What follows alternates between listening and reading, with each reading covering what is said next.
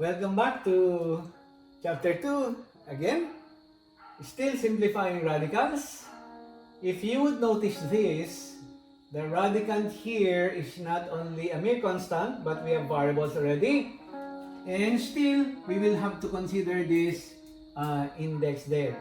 Now, according to what we have learned, we have here nth root of x times nth root of y can be nth root of xy. Or nth root of xy can be written as nth root of x times nth root of y. So here, I can actually rewrite this as square root of 121 times square root of w squared times square root of z to the fourth. Now, all of this should have the same index. That same index here. We know that 121 is a perfect square, so we can actually use the first law here and cancel this. And you get an x. So, I can now write 121 as 11 squared. And w squared is a perfect square already, so we retain it that way. And then z to the fourth can be written as z squared and z squared, square root. So that both of these are also perfect squares.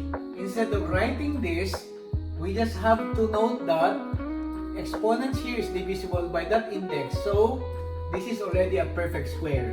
So we don't need to rewrite it. Okay, if you want, we can rewrite that as square root of z squared times square root of z squared. From this law, again, we are assuming that w and z here are greater or equal to 0. So that we will not have any problem with a negative index. Okay? So square root of 11 squared, you can cancel that. I will get 11. This one here will be w. And this here is a z. This one is also a z. And from the first law of exponents, we can write this as 11w times z squared. That's a simplified form of number 1. Okay, let's get number 2. Number 2, the guiding principle here will be the index. Now, if the index is an odd number, we may not mind all these variables becoming negative. Okay, like for example, this negative here, I can already take it out. The cube root of a negative number is a negative. So, I have already a negative 1 outside. And I can rewrite this as cube root of 27 is a perfect cube. That is written as 3 cube. X to the 6 is also a perfect cube because the exponent of this is divisible by 3. Or, if we follow that, I can rewrite x to the 6 as cube root of x cubed times cube root of x cubed. But from now on, we don't need to be rewriting cube root of x to the 6 in terms of these two factors. For as long as we know that this is divisible by 3, then we are safe. This is a perfect cube. So I can just write there x to the 6, and 9 is also a perfect divisible by 3, so y to the 9 is a perfect cube. And also z to the 12 is a perfect cube because 12 is divisible by 3. Now, we can now apply this one here. For our first factor outside will be 3. 3 times negative 1 is negative 3.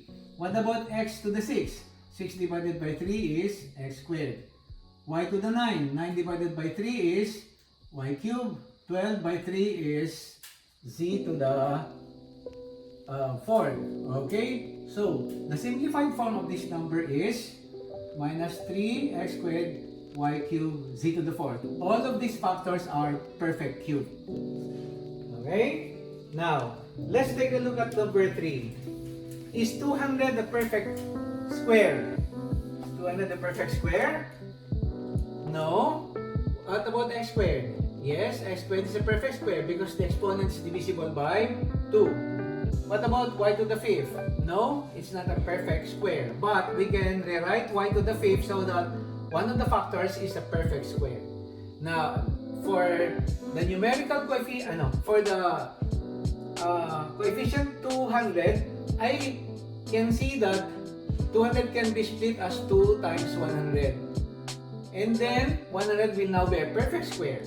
So I expressed actually 200 in such a way that one of the factors is a perfect square. Now, I will not do anything with the x squared because it's already a perfect square. What about y to the fifth? I need to split y to the fifth so that one of the factors is a perfect square, meaning the exponent will be divisible by 2. So I can have that as y to the fourth. And I still am left with y to the 1. In fact, y to the fifth can be written as y squared times y. And both of these are perfect squares. But instead of me doing this, I just had y to the fourth. I split y to the fifth as 4 and 1. Okay. Now, applying this property, we can rewrite this as the square root of 2 times the square root of 100 times the square root of x squared times square root of y to the fourth times square root of y. That's the long way. We are applying this law. Instead of doing this, okay, if I did this, this one now is what? 10. This one now is x. This one now is y squared. And I'm left with square root of 2 and square root of y, which are not perfect. So my answer becomes 10xy squared times square root of 2y. I may not have done this. Instead, I may just have gotten the square root of 100 and I put it at 10 there. Square root of x squared is x there. Square root of y to the fourth is y squared. So this will now become my coefficient, which is this one here. Okay, and then those that are not perfect are retained inside the radical sign. The radicand here now is 2y. Okay? If you want to check whether this one is correct, you can bring this one inside. If you bring 10 inside, it should square itself, so it's 100. If you bring x inside, you square itself, it's x squared. If you bring y squared inside, it will be y to the fourth, and it will be the same. So, the square root of 200x squared y to the fifth is this one. Okay, the last number, 64. I can have a factor of 64, which is a perfect fifth.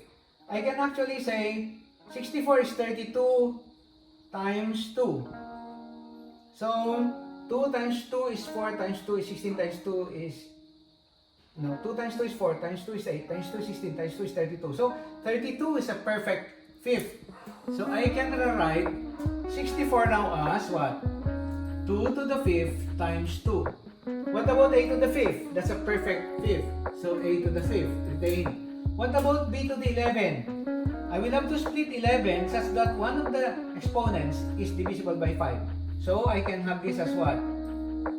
b5 and b5 and b. So, 5 plus 5 is 1.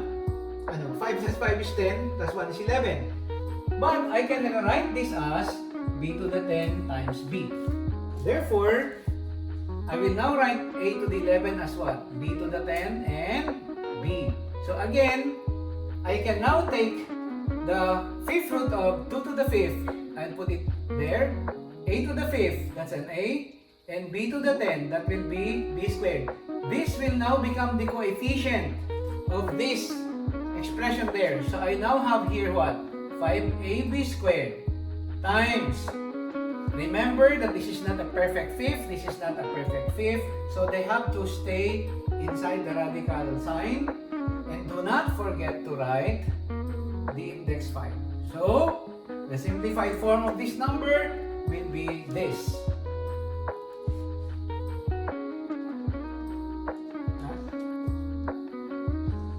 Ito dapat yung nilabas na. Oo. Okay, I will repeat that. I will repeat. Editing. Okay. Ay lang yun, sir. B to the 11. B to the 11. Okay. Let's have the last number. Our deciding factor will be the index. So the index is 5. Therefore, we need to get perfect fifths in the radicand. Look at 64.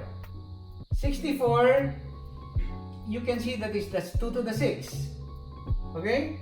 So that I can now split 2 to the 6 as 2 to the 5th and 2 to the 1. What about a to the 5th? That's a perfect fifth, so it stays there. What about b to the 11? I can have a b to the 5 times b to the 5 times b. Or I can immediately say, this is a perfect fifth because this exponent is divisible by 5. And that's a b. So I can now say b to the 10 times b. Okay. I will now simplify this. This is a perfect fifth. So 5 and 5 will cancel, so I have a 2. This is not a perfect fifth, so it stays inside. This one here is a perfect fifth, so that's a 5 because 5 and 5 will cancel. b to the 10, 10 divided by 5 is 2, so b squared. I'm writing that for convenience, but this should not be written there because this becomes the coefficient now. So I will have here 2a b squared times. This one is not a perfect fifth, this one is not a perfect fifth, so I'll get here a 2b. Do not forget the index, you will get that. Okay, so your answer is this.